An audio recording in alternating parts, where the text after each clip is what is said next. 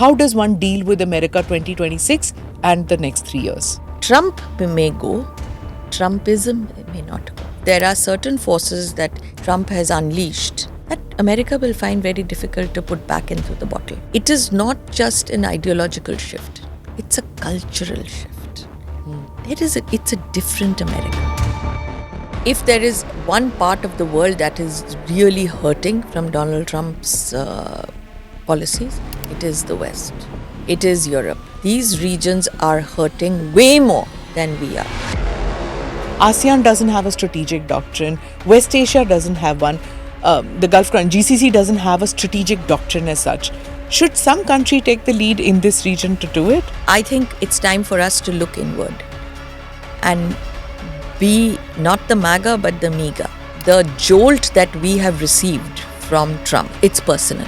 We need to make this a MIGA moment. Make India great again.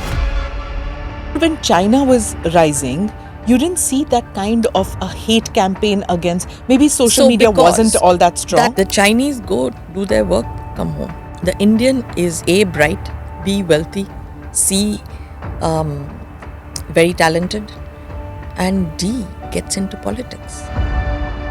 There is no good Taliban, bad Taliban. Now we've changed that. We don't have to be rigid when the world is not rigid, when your environment is not rigid, when your circumstances are not rigid, when the external world is not rigid. Why should you be rigid?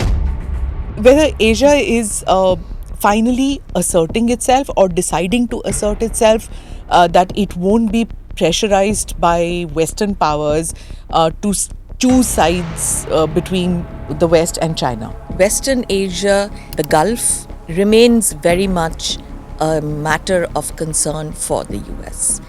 And I don't think they're going to choose between US and China in the way that we think countries might have to. Because the US remains the biggest security guarantor of that region.